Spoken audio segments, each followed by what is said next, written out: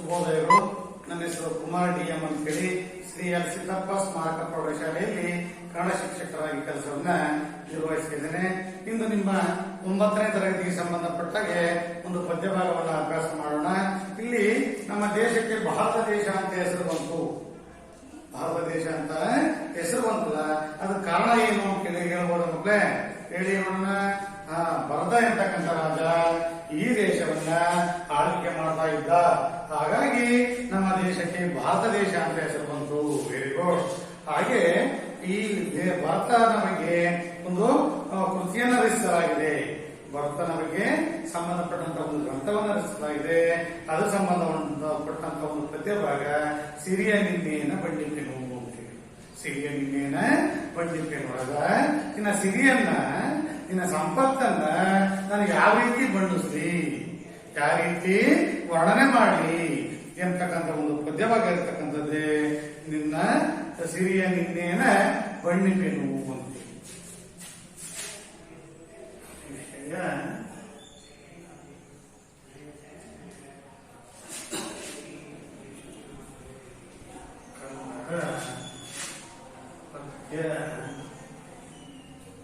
ಸಿರಿಯ ನಿನ್ನೆಯ ಬಣ್ಣ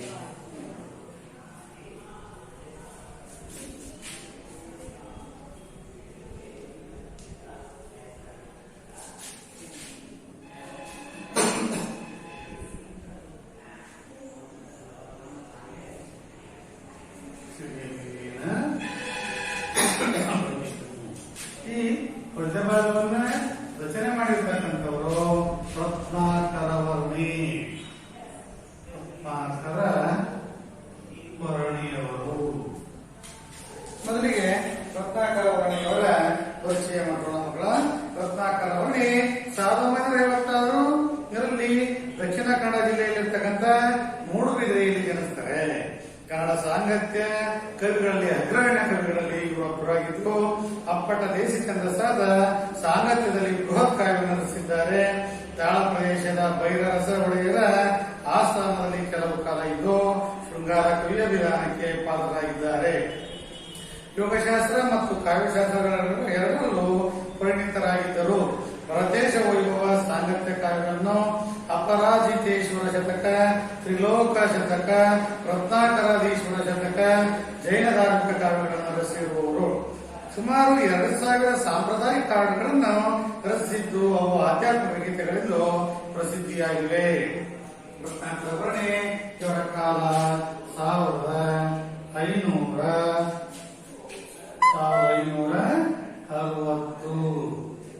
ಇವರ ಜನ್ಮಸ್ಥಳ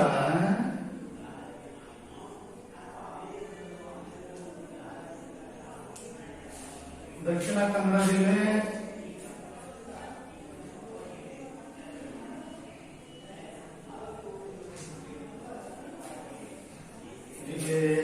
ಮೂಡಬಿದರೆ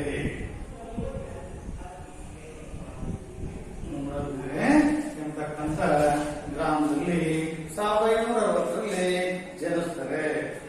ಇವರು ಬರೆದಿರ್ತಕ್ಕಂಥ ಪ್ರಮುಖ ಕೃತಿಗಳು ಅಂತ ಹೇಳಿದ್ರೆ, ಇವರು ಬರೆದಿರ್ತಕ್ಕಂಥ ಕೃತಿಗಳು ಯೋಗಶಾಸ್ತ್ರ ಮತ್ತು ಭರತೇಶ ವೈಭವ ಕೃತಿ, ಭರತೇಶ ವೈಭವ, ಅಪರಾಜಿತೇಶ್ವರ ಶತಕ, ಅಪರಾಜಿತೇಶ್ವರ ಶತಕ, ತ್ರಿಲೋಕ ಶತಕ,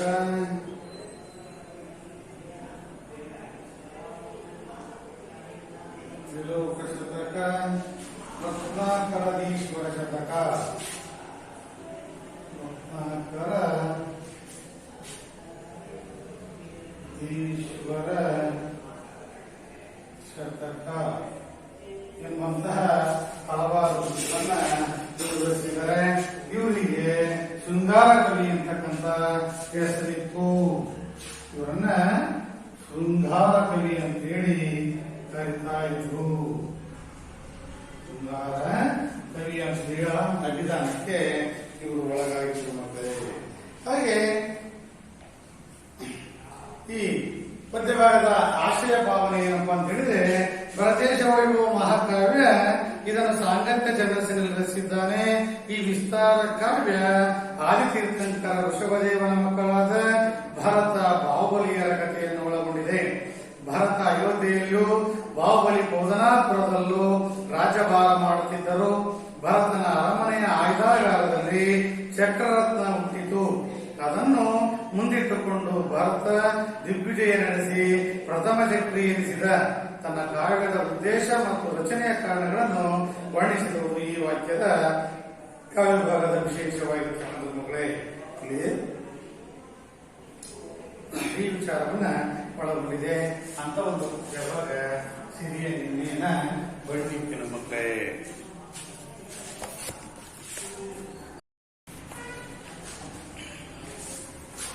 ಪದ್ಯಭಾವನ ವಾಚನ ಮಾಡ್ತೇನೆ, ಕೇಳಿಸ್ತೀವಿ ಮಕ್ಕಳೇ. ಅದಕ್ಕಿಂತ ಮುಂಚೆ ಪದ್ಯಭಾಗಕ್ಕೆ ಪ್ರವೇಶ ಮಾಡೋದಕ್ಕಿಂತ ಮುಂಚೆ ವಿಚಾರಗಳು. ವೃತ್ತಾಕರವಣಿ ಕರಾವಳಿ ಕರ್ನಾಟಕದ ಮಹಾಕವಿಯಾಗಿದ್ದು ಅಪ್ಪಡ ದೇಶಿ ಛಂದಸ್ಸಾದ ಸಾಂಗತ್ಯದಲ್ಲಿ ಬೃಹತ್ ಕಾವ್ಯ ರಚಿಸಿದ್ದಾನೆ. ಇದೊಂದು ಭೂಕ ಯುವಕ ಸಮನ್ವಯ ಕಾವ್ಯ. ಆತನ ವರ್ಣನಾಶೈಲಿ, ಪದ ಸಂಪತ್ತು, ಸ್ವಚ್ಛಂದವಾಗಿ ಹರಿಯುವ ಛಂದೋವಿಲಾಸ ಇತ್ಯಾದಿಯನ್ನು ವಿದ್ಯಾರ್ಥಿಗಳು ಕಾವ್ಯಾಭ್ಯಾಸದ ದೃಷ್ಟಿಯಿಂದ ತಿಳಿದಿರಬೇಕೆಂಬ ಆಶಯ ಈ ಪದ್ಯ ಭಾಗದಲ್ಲಿ ಇರ್ತಕ್ಕಂಥದ್ದು. ಪದ್ಯ ಸಿರಿಯ ನಿನ್ನೇನ ಬಣ್ಣಿಪೆನು. ಭಿನ್ನಕ್ಕೆ ಗುರುವೆ ಧ್ಯಾನಕ್ಕೆ ಬೇಸರಾದಾಗ ನಿನ್ನಾದಿಯ ಮಾಡಿಕೊಂಡು ಕನ್ನಡದೊಳಗೊಂದು ಕಥೆಯ ಬೇಡುವೆನೆಂದು ನಿನ್ನಾಜ್ಞೆ ಕಂಡು ನನ್ನೊಡೆಯ. ಅಯ್ಯಯ್ಯ ಚೆನ್ನಾದೇನೆ ಕನ್ನಡಿಗರು, ಅಯ್ಯ ಮಚ್ಚಿಂದಿಯನೆ ತೆಲುಗರು, ಅಯ್ಯ ಎಂಚ ಪೋಲಾಂಡ್ ಎಂದು ತುಳುಗರು ಮೈಯುಬ್ಬಿ ಕೇಳಬೇಕಣ್ಣ. ಭಾರತ ಭೂತಳಕ್ಕೆ ಸಿಂಗಾರವಾದ ಅಯೋಧ್ಯ ಪುರದಳು ಮೂಲೋಕಪ್ಪಗಳೇ ಭರತ ಚಕ್ರೇಶ್ವರ ಸುಖ ಬಾಳುತ್ತಿದ್ದನ ಸಿರಿಯ ನಿನ್ನೇನ ಬಣ್ಣಿಪಿನೋ. ಪರಪುರುಮೇಶನ ಹಿರಿಯ ಕುಮಾರನು ನರಲೋಕಕ್ಕೊಬ್ಬನೇ ರಾಯ ಮುರಿದು ಕಣ್ಣಿಟ್ಟರೆ ಕ್ಷಣಕ್ಕೆ ಮುಕ್ತಿಯ ಕಾಂಬ ಭರತ ಚಕ್ರಿಯ ಏಳಲವೇ. ಆ ವಿಭು ಒಂದು ದಿನ ಉದಯದೊಳೆದ್ದು ದೇವತಾರ್ಚನೆಯನ್ನು ಮಾಡಿ ಚಾವಡಿಗೈದು ತಾಂಬೂಲಗವಾದೊಂದು ಶ್ರೀವಿಲಾಸವನ್ನೇನೆಂಬೆ. ನವರತ್ನ ಏಮ ನಿರ್ಮಿತವೆನಿಪ್ಪ ಆಸ್ಥಾನ ಭವನದಳು ರಾಜರತ್ನ ಚವಿ ಪಡೆದೆಸೆದನು. ರತ್ನ ಪುಷ್ಪಕದಳು ದಿವಿಜೇಂದ್ರನೊಪ್ಪು ಬಂದದಳು. ತರತರವಿಡಿದು ಗಾಳಿಸುತ್ತಿಹ ದೀರ್ಘ ಚಾಮರಗಳ ಸಾಲೊಳೆಸೆದನು. ಅರಿವ ಬೆಳ್ಮುಗಿಲುಗಳು ತೋರಿ ಮರಸುವ ಚಂದಿರನೋ ಭಾಸ್ಕರನೋ ಎಂಬಂತೆ. ಅಂಬುಜವೆಲ್ಲವೂ ರವಿಯ ನೋಡ್ಬಂತೆ, ನೀಲಾಂಬುಜ ನೋಡ್ಬಂತೆ ಶಶಿಯ ತುಂಬಿದ ಸಭೆಯೆಲ್ಲ ದುಃಖನ ನೋಡುವ ಮಿಕ್ಕ ಅಂಬಲ ಮಾರಿದುದಲ್ಲಲ್ಲಿ. ಇದು ಪದ್ಯಭಾಗ. ಪದ್ಯಭಾಗವಂತ ಒಂದೊಂದೇ ಪ್ಯಾರವನ್ನ ಓದ್ತಾ ಅಭ್ಯಾಸ ಮಾಡೋಣ ಮಕ್ಕಳೇ. ವರ್ಣನೆ ನೋಡ್ಕೊಳ್ಳೋಣ. ಭಿನ್ನ ಗುರುವೆ ಧ್ಯಾನಕ್ಕೆ ಬೇಸರಾದಾಗ ನಿನ್ನ ಆದಿ ಮಾಡಿಕೊಂಡು ಕನ್ನಡದ ಒಂದು ಕಥೆ ಬೇಡುವೆನದು ನಿನ್ನ ಆಜ್ಞೆ ಕಂಡಿ ನನ್ನೊಡೆಯ. ಭಿನ್ನ ಗುರುವೆ ನಿನಗೆ ಭಿನ್ನ ಮಾಡ್ಕೊಡ್ತೀನಿ, ವಿಜ್ಞಾಪನೆಯನ್ನ ಮಾಡ್ಕೊಡ್ತೀನಿ. ಧ್ಯಾನಕ್ಕೆ ಬೇಸರಾದಾಗ ಪ್ರತಿನಿತ್ಯ ಧ್ಯಾನ ಮಾಡಿ ಮಾಡಿ ಮಾಡಿ ನನಗೆ ಬೇಸರ ಆಗಿದೆ. ಇಂಥ ಮಳೆಗಾಲದಲ್ಲಿ ಆ ಬೇಸರವನ್ನ ಕಳೆಯಲಿಕ್ಕೆ ಸಾಕಾಗಿದೆ ನನಗೆ. ಭಿನ್ನ ವಿಜ್ಞಾಪನೆ.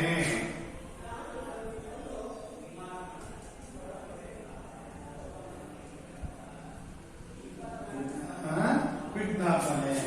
ಗುರುವೇ ನನ್ನ ಧ್ಯಾನಕ್ಕೆ ಬೇಸರ ಸಂದರ್ಭದಲ್ಲಿ ಒಂದು ಕವಿತೆಯನ್ನ ಬರೆಯಲಿಕ್ಕೆ, ಒಂದು ಗ್ರಂಥವನ್ನ ಬರೆಯಲಿಕ್ಕೆ ನೀವು ನನಗೆ ಅವಕಾಶವನ್ನ ಕೊಡಬೇಕು ಅಂತೇಳಿ ನಿಮ್ಮಲ್ಲಿ ಕೈ ಮುಗಿದು ಕೇಳ್ಕೊಳ್ತಾನೆ.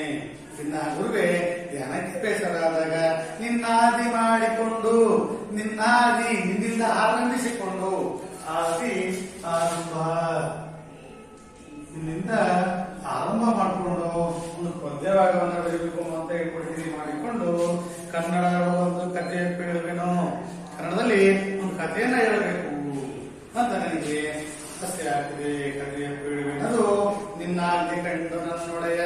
ನಿನ್ನ ಆಜ್ಞೆ ಅದು ನಿನ್ನ ಆದೇಶ, ನನ್ನ ಒಡೆಯ. ನಿನಗೆ ಅವಕಾಶವನ್ನ ಮಾಡಿಕೊಡು, ನನಗೆ ಅವಕಾಶವನ್ನ ಮಾಡಿಕೊಡು. ಗುರುವೇ ನಿನ್ನ ಹತ್ರ ಪ್ರಾರ್ಥನೆ ಮಾಡ್ಕೊಡ್ತೇನೆ, ಕೈ ಮುಗಿದು ಬೇಡಿಕೊಡ್ತೇನೆ. ನನಗೆ ಧ್ಯಾನ ಮಾಡ್ತಾ ಮಾಡ್ತಾ ಬೇಸರ ಆಗಿರ್ತಕ್ಕಂಥ ಸಂದರ್ಭದಲ್ಲಿ ನಿನ್ನೊಂದ ಆರಂಭ ಮಾಡಿಕೊಂಡು ಒಂದು ಕಥೆಯನ್ನ ಬರೀಬೇಕು. ನನ್ನ ಈ ಕನ್ನಡ ಕಸ್ತೂರಿ ಭಾಷೆಯಲ್ಲಿ ಒಂದು ಕಥೆಯನ್ನ ಬರೀಬೇಕು ಅಂದ್ಕೊಂಡಿದ್ದೀನಿ. ಅದಕ್ಕೆ ನೀವು ನನಗೆ ಅವಕಾಶವನ್ನ ಕಲ್ಪಿಸಿಕೊಡ್ಬೇಕು ನನಗೆ ಅಂತೇಳಿ ಕವಿ ರತ್ನಾಕರವರ್ಣಿಯವರು ರಾಜನಾಗಿರ್ತಕ್ಕಂಥ ಭರತ ಚಕ್ರವರ್ತಿ ಹತ್ರ ಕೇಳ್ಕೊಡ್ತಾರೆ. ಅಯ್ಯಯ್ಯ ಚೆನ್ನಾದುದೇನೆ ಕನ್ನಡಿಗರು, ರಯ್ಯ ಮಚ್ಚಿಂದಿಯೇನೆ ತೆಲುಗ, ಅಯ್ಯಯ್ಯ ಎಂಚ ಪೋಲಾಂಡೆಂದು ತುಳುವರು ಮೈಯುಬ್ಬಿ ಕೇಳಬೇಕಣ್ಣ. ಈ ರೀತಿ ಬರೀತಕ್ಕಂಥ ನನ್ನ ಕನ್ನಡದ ಕಥೆ ಹೆಂಗಿರುತ್ತಪ್ಪ ಅಂತ ಹೇಳಿದ್ರೆ, ಅಯ್ಯಯ್ಯ ಚೆನ್ನಾಗಿದ್ದೇನೆ ಕನ್ನಡಿಗರು, ಅಯ್ಯಯ್ಯ ಎಷ್ಟು ಚೆನ್ನಾಗಿದೆ ಅಂತೇಳಿ ನನ್ನ ಕನ್ನಡಿಗರು ಖುಷಿ ಪಡಬೇಕು. ಆ ಕೃತಿಯನ್ನ ಓದಿ ಸಂತೋಷವನ್ನ ಕೊಡಬೇಕು, ವರ್ಣನೆಯನ್ನ ಕೇಳಬೇಕು. ಅವರು ಅಯ್ಯಯ್ಯ ಚೆನ್ನಾದೇನೆ ಕನ್ನಡಿಗರು, ರಯ್ಯ ಮಚ್ಚಿಂದೇನೆ ತೆಲುಗರು. ಅದೇ ರೀತಿ ತೆಲುಗು ಭಾಷೆಯವರು ಕೂಡ ಈ ಕಥೆಯನ್ನ ಕೇಳಿ ಎಷ್ಟು ಚೆನ್ನಾಗಿದೆ, ಮಚ್ಚಿಂದಿ ಏನೇ ಅಂದ್ರೆ ಎಷ್ಟು ಚೆನ್ನಾಗಿದೆ ಅಂತ ಹೇಳಿ ಅವರು ಕೂಡ ಇದನ್ನ ವರ್ಣನೆ ಮಾಡಬೇಕು. ಅಂತ ರೀತಿಯ ಕಥೆಯನ್ನ ನಾನು ಬರೀಬೇಕು ಅಂತ ಹೇಳಿ ಯೋಚನೆ ಮಾಡಿದ್ದೀನಿ. ಮಚ್ಚಿಂದಿ ಚಂದಾವುದು ಅಂತ ಹೇಳಬೇಕು. ಹಾಗೆ ತುಳು ಭಾಷೆಯವರು, ಇನ್ನೊಂದು ನಮ್ಮ ದ್ರಾವಿಡ ಭಾಷೆಗಳಲ್ಲಿ ಒಂದಾಗಿರ್ತಕ್ಕಂಥ ತುಳು ಭಾಷೆಯವರು ಈ ಕಥೆಯನ್ನು ಕೇಳಿ ಎಂಚ ಪೋಲಾಂಡು ಎಷ್ಟು ಚೆನ್ನಾಗಿದೆ, ಎಂಚ ಪೋಲಾಡೆಂದು ತುಳುವರು ಮೈಯುಬ್ಬಿ ಕೇಳಬೇಕಣ್ಣ.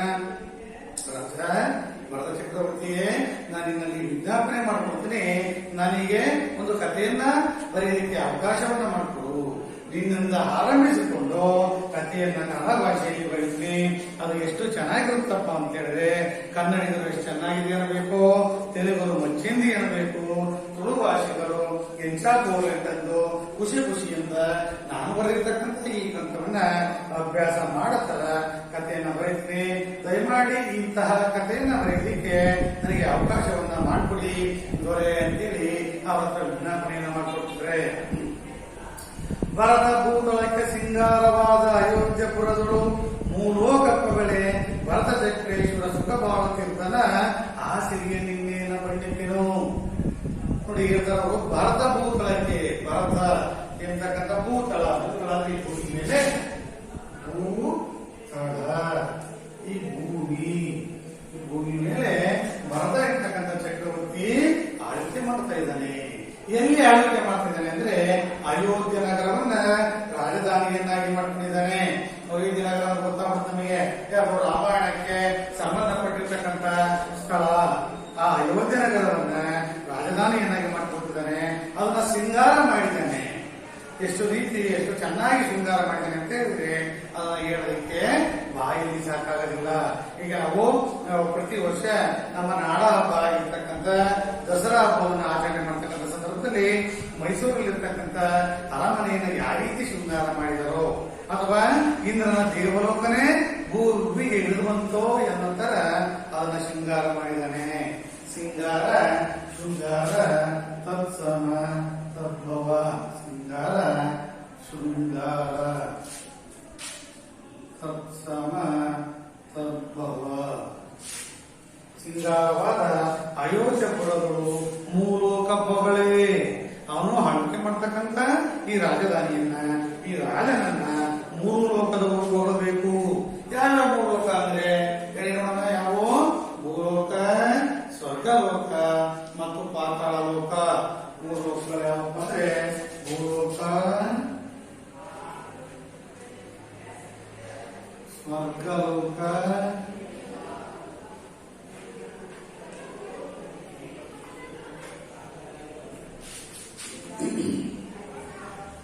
ಪಾತಾಳ ಲೋಕದಲ್ಲಿ ಲೋಕಗಳು ಕೂಡ ನಮ್ಮ ರಾಜನ ರಾಜಧಾನಿಯಾಗಿರ್ತಕ್ಕಂಥ ಅಯೋಧ್ಯ ನಗರವನ್ನ ಬಾಯಿ ತುಂಬಾ ಹೊಗಳುತ್ತರ ನಾನು ವರ್ಣನೆ ಮಾಡ್ತಾ ಇದ್ದಾರೆ. ಕಬ್ಬಗಳೇ ಪೊಗಳು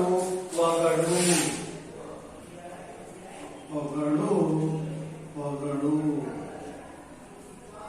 ಮೂರು ಕಪ್ಪಗಳೇ ಭರತ ಚಕ್ರೇಶ್ವರ ಸುಖ ಬಾಳುತ್ತಿದ್ದ. ನಮ್ಮ ಭರತ ಚಕ್ರೇಶ್ವರ, ಚಕ್ರವನ್ನ ಪಡೆದಿರ್ತಕ್ಕಂಥ ಈಶ್ವರ ಭರತ ಚಕ್ರೇಶ್ವರ ಸುಖ ಬಾಳುತ್ತಿದ್ದನ. ಬಹಳ ಸುಖಕರವಾಗಿರ್ತಕ್ಕಂಥ ಜೀವನವನ್ನ ಮಾಡ್ತಾ ಇದ್ದ.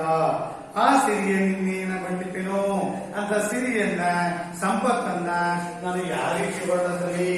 ನಮ್ಮ ಭರತ ಚಕ್ರವರ್ತಿ ಆ ಸಂಪತ್ತಿನಿಂದ ಸಿರಿಯಿಂದ ಆ ರಾಜ್ಯಭಾರವನ್ನ ಮಾಡೋದನ್ನ ಯಾವ ರೀತಿ ನಾನು ವರ್ಣಿಸಲಿ? ಭರತೇಶ ಚಕ್ರೇಶ್ವರ ಸುಖ ಬಾಳುತ್ತಿದ್ದನ ಆ ಸಿರಿಯ ನಿನ್ನೇನ ಬಂದಿಟ್ಟೇನೋ ಯಾವ ರೀತಿ ವರ್ಣನೆ ಮಾಡಲಿ?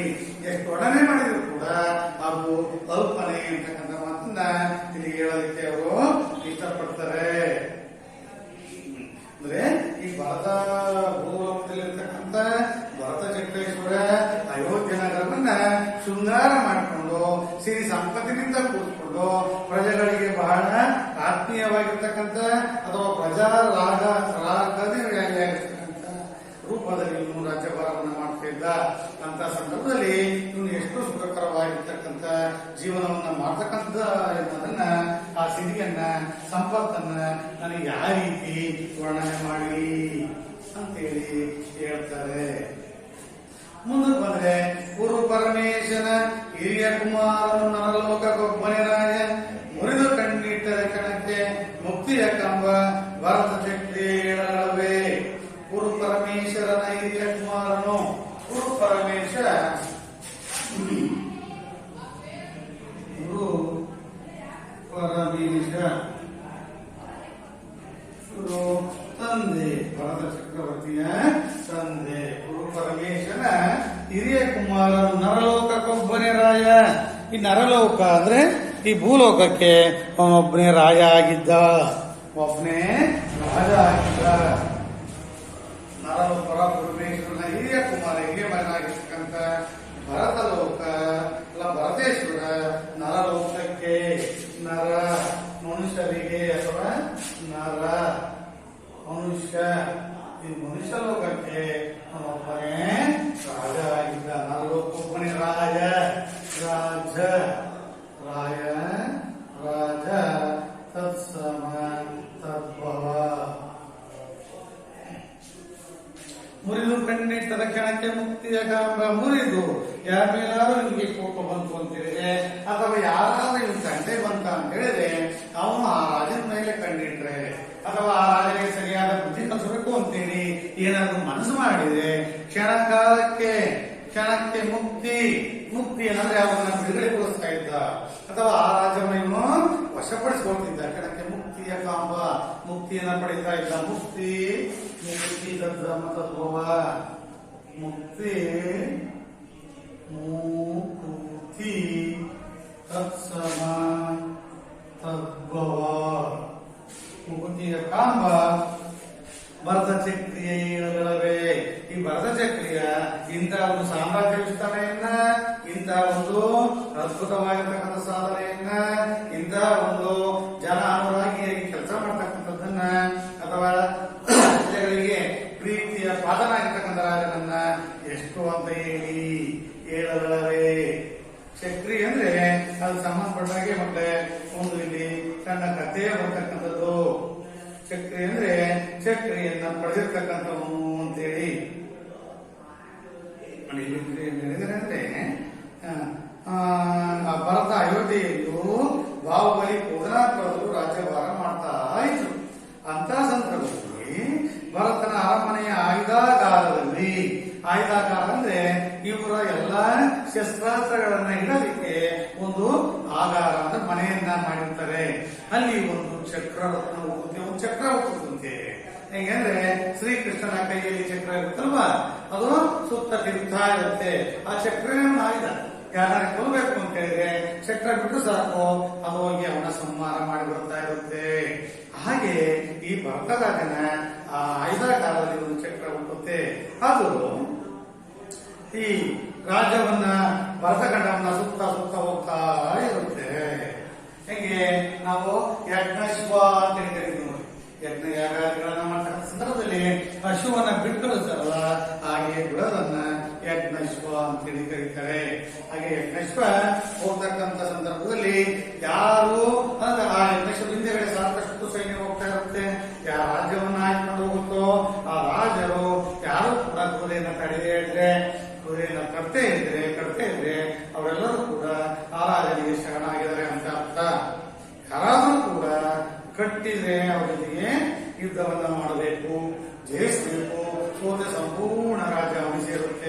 ಇಲ್ಲ ಕಪ್ಪೆ ಕಾಣಿಕೆಯನ್ನ ಕೊಡೋದಕ್ಕೆ ಒಪ್ಪಿದ್ರೆ ಸಮಸ್ಯೆ ಇಲ್ಲ. ಯಾರು ಕುದುರೆಯನ್ನ ಕಟ್ಟೋದಿಲ್ಲೋ ಅವರು ಈಗ ಅದಕ್ಕೆ ತಲೆಬಾಗ್ತೀವಿ ಎಂಬ ಅರ್ಥ. ನಾವು ಕಪ್ಪ ಕಾಣಿಕೆಯನ್ನ ಕೊಡೋದಕ್ಕೆ ಒಪ್ಪಿದ್ದಾರೆ ಎಂಬ ಅರ್ಥದಲ್ಲಿ ಬರ್ತಕ್ಕಂಥದ್ದು. ಅದನ್ನು ಮುಂದಿಟ್ಟುಕೊಂಡು ಭರತ ಚಕ್ರ ದಿಗ್ವಿಜಯವನ್ನು ಕಳಿಸ್ತಾ ಈ ಭಾರತವನ್ನೇ ಭಾರತ ದೇಶವನ್ನೇ ವಶಪಡಿಸಿಕೊಡ್ತಾನೆ. ಹಾಗಾಗಿ ನಮ್ಮ ಈ ಭರತ ಖಂಡಕ್ಕೆ ಭಾರತ ದೇಶ ಅಂತ ಹೆಸರು ಬಂತು. ಹಾಗಾಗಿ ಅವರನ್ನ ಪ್ರಥಮ ಚಕ್ರಿ, ಪ್ರಥಮವಾಗಿ ಚಕ್ರ ಎಂಬತಕ್ಕಂಥ ಆಯುಧವನ್ನು ಉಳ್ಳವನೇ ಪ್ರಥಮ ಚಕ್ರಿ ಎಂಬ ಹೆಸರು ಬಂತು. ಹಾಗೆ ಇವನು ಚಕ್ರಿಯಾದ.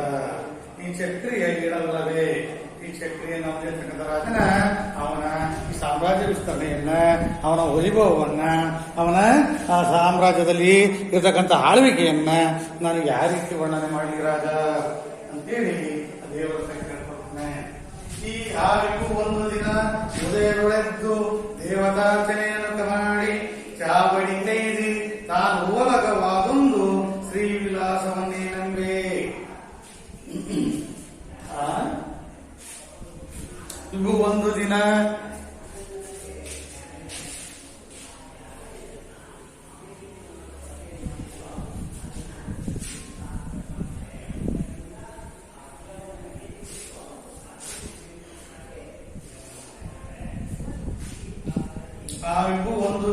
ಉದಯದೊಳೆದ್ದು ದೇವತಾರ್ಚನೆಯನ್ನು ಮಾಡಿ ಚಾವಡಿ ಕೈದು ತಾನು ಓಲಗವಾದೊಂದು ಶ್ರೀವಿಲಾಸವನ್ನೇ ನಂಬೆ. ಆ ವಿಭು ರಾಜ ಒಂದು ದಿನ ಅಂದ್ರೆ ಪ್ರತಿದಿನ ಎದ್ದು ಉದಯದ ಉದಯ ಅಂದ್ರೆ ಉದಯ ಕಾಲ. ಯಾವ ಉದಯ ಕಾಲ? ಸೂರ್ಯೋದಯದ ಕಾಲ. ಸೂರ್ಯ ಹುಟ್ಟಕ್ಕಿಂತ ಮೊದಲು ಹುಟ್ಟಿ ಅಥವಾ ಎದ್ದು ಬೆಳಗಿನ ದಿನನಿತ್ಯ ಕೆಲಸವನ್ನು ಮುಗಿಕೊಂಡು ದೇವತಾರ್ಚನೆಯನ್ನ ಮಾಡಬೇಕು. ನಾವೆಲ್ಲ ಆಸ್ತಿಕರು. ಆಸ್ತಿಕರು ಅಂದ್ರೆ ದೇವರ ಮೇಲೆ ನಂಬಿಕೆ ಇರ್ತಕ್ಕಂಥವ್ರು. ತಕ್ಷಣ ದೇವರ ಮುಖವನ್ನು ನೋಡ್ತಕ್ಕಂಥದ್ದು, ವಿಭೂತಿಯನ್ನು ಧರಿಸ್ತಕ್ಕಂಥದ್ದು, ಆಮೇಲೆ ದೇವರನ್ನ ಪ್ರಾರ್ಥನೆ ಮಾಡಿಕೊಂಡು ನಮ್ಮ ದೈನಂದಿನ ಕೆಲಸವನ್ನು ಆರಂಭ ಮಾಡ್ತೀವಿ. ಆ ಕೆಲಸಗಳು ಯಾವಕ್ಕೂ ಕೂಡ ವಿಘ್ನ ಬರಬಾರದು ಅನ್ನೋದು ನಮ್ಮ ಆ ಪ್ರಾರ್ಥನೆ ಆಗಿರುತ್ತೆ ಮಗಳೇ. ಹಾಗೆ ಈ ರಾಜನು ಕೂಡ ಈ ವಿಭು ರಾಜ ವಿಭು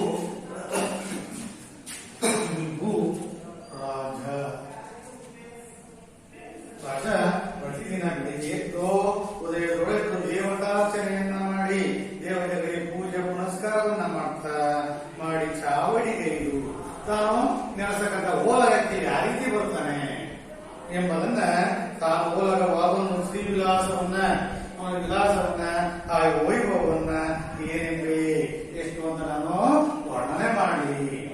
ರಾಜ ಪ್ರತಿದಿನ ಬೆಳಿಗ್ಗೆ ಉದಯ ಕಾಲದಲ್ಲಿದ್ದು ಆ ಅರಮನೆಗೆ ಬರ್ತಾನೆ. ದೇವತಾರ್ಚನೆಯನ್ನ ಮಾಡ್ಕೊಂಡು ಬರ್ತಾನಲ್ಲ, ಅದನ್ನ ಯಾವ ರೀತಿ ನಾನು ವರ್ಣನೆ ಮಾಡಿ. ಬೆಳಿಗ್ಗೆ ಎದ್ದನೆ ಓಲಕ್ಕೊಂದು ಅಲ್ಲಿ ರಾಜ್ಯಭಾರವನ್ನು ಮಾಡೋದನ್ನು ಹೇಳ ವರ್ಣನೆ ಮಾಡಲಿಕ್ಕೆ ಅಸಾಧ್ಯವಾಗಿರ್ತಕ್ಕಂಥ ಇಲ್ಲಿ ಹೇಳ್ತಾನೆ.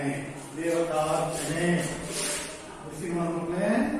ದೇವತಾರ್ಚನೆ ಯಾರು ದೇವತಾ ಪ್ಲಸ್ ಅರ್ಚನೆ. ದೇವತಾರ್ಚನೆಗೂ ದೇವತಾ ಪ್ಲಸ್ ಅರ್ಚನೆ, ದೇವತಾರ್ಚನೆ ಹೆಸರು ಹೇಳ್ಬೋದಾ? ಸವರ್ಣ ದೀರ್ಘ ಸಂಧಿ. ಸವರ್ಣ ದೀರ್ಘ ಸಂಧಿ. ಇನ್ನು ಸವರ್ಣ ದೀರ್ಘ ಸಂಧಿ ಉದಾಹರಣೆ ಹೇಳ್ಬೋದಾ? ಹೇಳಿದ್ರಿ ದೇವಾಲಯ, ದೇವ ಪ್ಲಸ್ ಆಲಯ. ಆಮೇಲೆ ಗಿರೀಶ, ಗಿರಿ ಪ್ಲಸ್ ಈಶ, ಗಿರೀಶ. ಹಾಗೆ ದೇವಾರ್ಚನೆ ಮಾಡಿಕೊಂಡು ಆ ಓಲಕ್ಕೆ ಯಾವ ರೀತಿ ಬರ್ತಾನೆ, ಶ್ರೀ ವಿಲಾಸ ಬರ್ತಾನ ನಾವು ಯಾವ ರೀತಿ ವರ್ಣನೆ ಮಾಡ್ತೀವಿ ಅಂತ ಹೇಳಿ ಹೇಳ್ತಾರೆ. ಇಲ್ಲಿ ಚಕ್ರೇಶ್ವರ ಬಂತು. ಚಕ್ರೇಶ್ವರ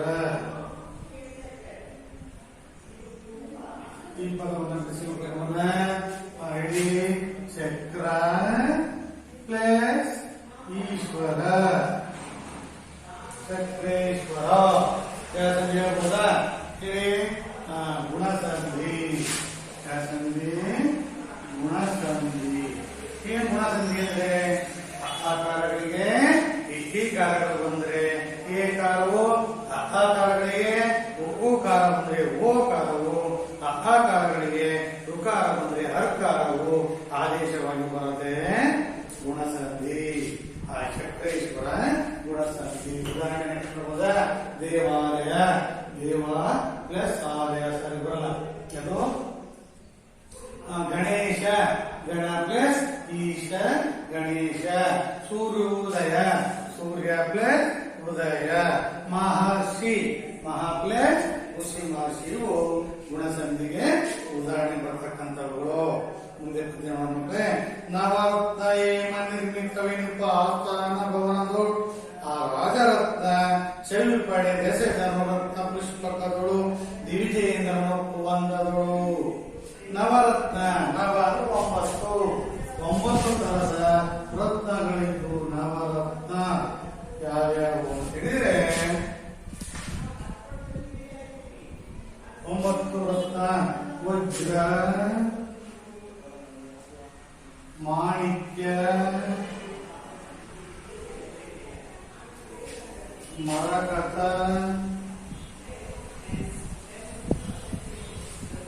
ಪುಷ್ಯರಾಗ,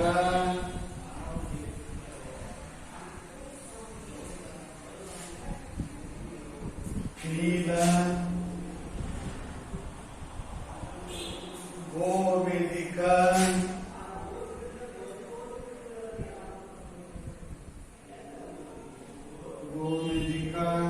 ವೈಡೂರ್ಯ,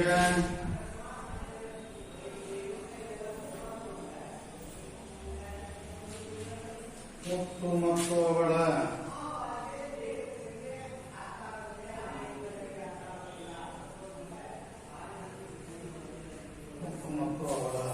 ಇವುಗಳನ್ನ ನವರತ್ನ 9 ರತ್ನಗಳು ಅಂತೇಳಿ ಕರಿತೀವಿ.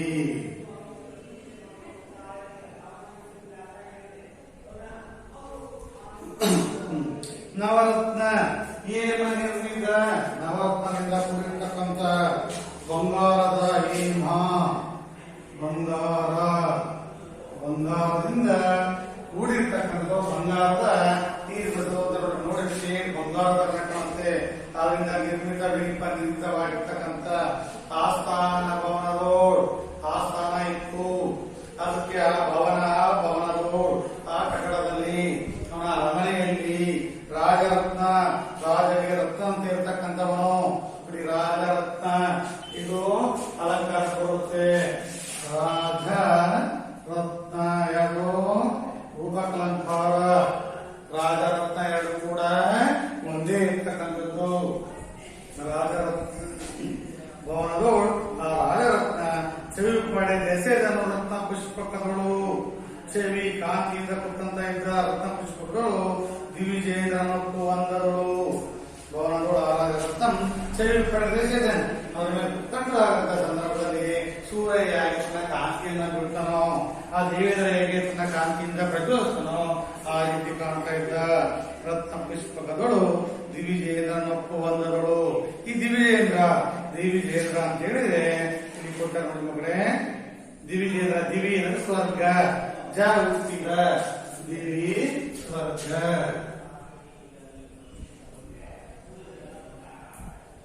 ಜ ಹುಟ್ಟಿದ, ದಿವಿಜೇಂದ್ರ ಸ್ವರ್ಗದಲ್ಲಿ ಹುಟ್ಟಿದ. ದಿವಿಜ ಅಂದ್ರೆ ಸ್ವರ್ಗದಲ್ಲಿ ಹುಟ್ಟಿದ ದೇವತೆ. ಇಂದ್ರ ಒಡೆಯ, ಇಂದ್ರ. ದಿವಿಜೇಂದ್ರ ಅಂದ್ರೆ ಸ್ವರ್ಗದಲ್ಲಿ ಹುಟ್ಟಿದವರ ಒಡೆಯ, ದೇವತೆ ಒಡೆಯ, ದೇವೇಂದ್ರ ತರ ಕಾಣ್ತಾ ಇದ್ದ. ದೇಶದ ರತ್ನ ಪುರುಷಗಳು ದಿವಿಜೇಂದ್ರನ ಹೊಂದಲು.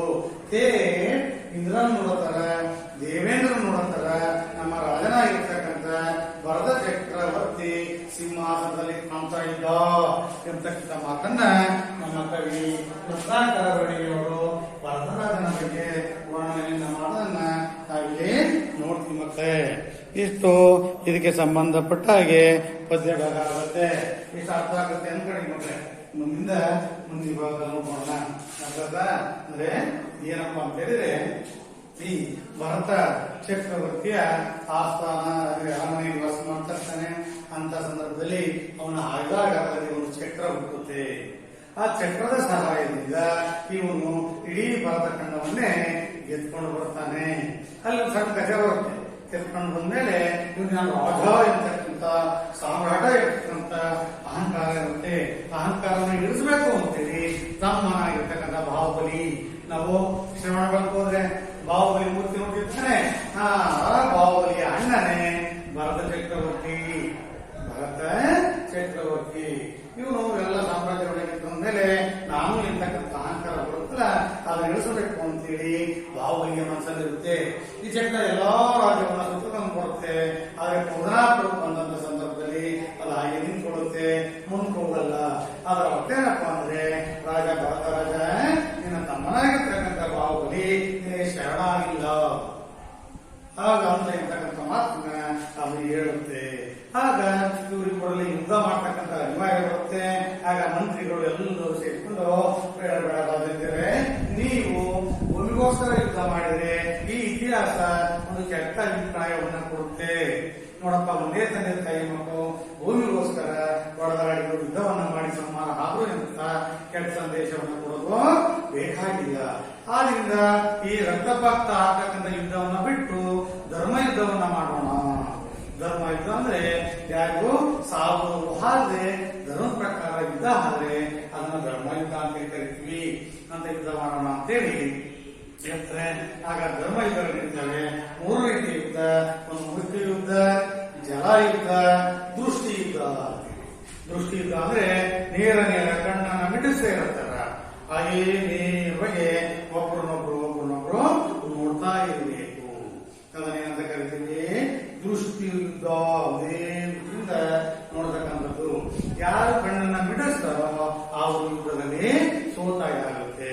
ಹೀಗೆ ಯುದ್ಧ ಆಗ್ತಕ್ಕಂಥ ಸಂದರ್ಭದಲ್ಲಿ ಬಾಹುಬಲಿ ಬಹಳ ಅಜಾನುಭಾವವಾಗಿರ್ತಾನೆ, ಎತ್ತರವಾಗಿರ್ತಕ್ಕಂಥ ವ್ಯಕ್ತಿ ಇರ್ತಾನೆ. ಅವನು ಗೆಲ್ತಾನೆ, ತಮ್ಮ ಕುಳ್ಳ ಇರೋದ್ರಿಂದ ಅವನು ಸೋಲ್ತಾನೆ. ಅದಾದ್ಮೇಲೆ ಮುಷ್ಟಿ ಯುದ್ಧ, ಡಿಶು ಮಾಡೋದು. ಮುಷ್ಟಿ ಯುದ್ಧದಲ್ಲಿ ಕೂಡ ಬಾಹುಬಲಿ ಎತ್ತರವಾಗಿರ್ತಾನೆ, ಭರತ ಚಿಕ್ಕನಾಗಿರೋದ್ರಿಂದ ಅವನನ್ನು ಸೋಲಿಸಲಿಕ್ಕೆ ಭರತ ಚಕ್ರವರ್ತಿ ಕೈಗೆ ಸಾಧ್ಯ ಆಗುವುದಿಲ್ಲ. ನಂತರ ಜಲ ಯುದ್ಧ. ಜಲ ಅಂದ್ರೆ ನೀರಿನ ಮೂಲಕ ಯುದ್ಧವನ್ನು ಮಾಡ್ತಕ್ಕಂಥ. ಹೆಂಗೆ ಅಂದ್ರೆ ಇವನ ಮೇಲೆ ಅವನು ನೀರನ್ನ ಎಸೆಯೋದು, ಅವನ ಮೇಲೆ ಇವನು ನೀರನ್ನ ಎಸೆತಕ್ಕಂಥ ಕೆಲಸವನ್ನ ಮಾಡ್ತಕ್ಕಂಥದನ್ನ ಮಾಡ್ತಾ ಇದ್ರು. ಇದನ್ನ ಜಲ ಯುದ್ಧ ಅಂತೀವಿ. ಬಾಹುಬಲಿ ಎತ್ತರವಾಗಿರೋದ್ರಿಂದ ಅವನ ಮೇಲೆ ನೀರನ್ನ ಚಿಮ್ಮುಸಲಿಕ್ಕೆ ಇವನು ಕೈಲಾಗೋದಿಲ್ಲ. ಭಾರತ ಕುಳ್ಳನಾಗಿರ್ತಾನೆ. ಹಾಗಾಗಿ ಸುಲಭವಾಗಿ ಬಾಹುಬಲಿ ಅವನ ಮೇಲೆ ನೀರನ್ನ ಎರಚಿ ಅವನನ್ನ ಸೋಲಿಸ್ತಾನೆ. ಆಗ ಸಂಪೂರ್ಣವಾಗಿರ್ತಕ್ಕಂಥ ರಾಜ್ಯ ಬಾಹುಬಲಿ ಬರುತ್ತೆ, ಭಾರತಕ್ಕೆ ಸಂಬಂಧಪಟ್ಟದ್ದು. ಆಗ ಅವನಿಗೆ ಅಣ್ಣ ನೀನು ಗೆದ್ದು ಸೋತೆ, ನಾನು ಸೋತು ಗೆದ್ದೆ. ಸೋತು ಅಣ್ಣ ಸರಿ ಅಣ್ಣ ನೀನು ಸೋತು ಗೆದ್ದೆ, ನಾನು ಗೆದ್ದು ಸೋತೆ ಅಂತ ಹೇಳ್ತಾನೆ. ಅಣ್ಣ ನನಗೆ ಇನ್ನ ಯಾವುದೇ ರಾಜ್ಯ ಸೇರಿ ಸಂಪತ್ತು ವೈರಾಗ್ಯಕ್ಕೆ ನಾನು ಆಸೆ ಪಟ್ಟಂತವನಲ್ಲ, ನನಗೆ ಬೇಕು ಹಾಗಿಲ್ಲ. ಇದುವರೆಗೆ ನಿನ್ನಲ್ಲಿರ್ತಕ್ಕಂಥ ಅಹಂಕಾರವನ್ನ ಕಡಿಮೆ ಮಾಡಬೇಕು ನನ್ನ ಉದ್ದೇಶಕ್ಕೆ ನಾನು ನಿನ್ನ ಜೊತೆಗೆ ಯುದ್ಧಕ್ಕೆ ಇಳಿದೆ. ನಿನ್ನ ಎಲ್ಲ ನನಗಿರ್ತಕ್ಕಂಥ ರಾಜ್ಯ ನಿನಗೆ ಇರಲಿ. ಆದ್ರೆ ನನಗೆ ಈ ಭೂಮಿಯಲ್ಲಿ ತಪಸ್ಸನ್ನ ಆಚರಣೆ ಮಾಡೋದಕ್ಕೆ 2 ಪಾದವಷ್ಟು ಜಾಗವನ್ನ ಕೊಡುವಂತೆ ಕೇಳಿ ಪಾದವಷ್ಟು ಜಾಗ ತೆಗೆದುಕೊಂಡು ನಮ್ಮ ಕರ್ನಾಟಕದ ಶ್ರಾವಣಬೆಳಗೊಳಗೆ ಬಂದು ತಪಸ್ಸನ್ನ ಆಚರಣೆ ಮಾಡ್ತಾನೆ. ನಾವು ಕೂತ್ಕೊಂಡು ನಿಂತ್ಕೊಂಡು ತಪಸ್ಸನ್ನ ಮಾಡಿರೋದ್ರಿಂದ ಹಗಲು ರಾತ್ರಿ ತಪಸ್ಸು ಮಾಡ್ದ. ಸುತ್ತ ಉತ್ತ ಬೆಳೆತು, ಗಿಡಗಟ್ಟೆ ಇರಬಾರ್ದು. ಆ ನೆನಪಿಗೆ ಅಲ್ಲಿ ಭರತ ಬಾಹುಬಲಿಯ ಒಂದು ಮೂರ್ತಿಯನ್ನ ಇಡಲಾಗಿದೆ. ಮತ್ತೆ ಅಣ್ಣ ತಮ್ಮಂದಿರ ಮತ್ತೆ ಬಾಹುಬಲಿ ಇಷ್ಟೆಲ್ಲ ಆದ್ಮೇಲೆ ರಾಜ್ಯಭಾರವನ್ನ ಅಯೋಧ್ಯೆಯಲ್ಲಿ ಮಾಡ್ತಾ ಇರ್ತಾರೆ.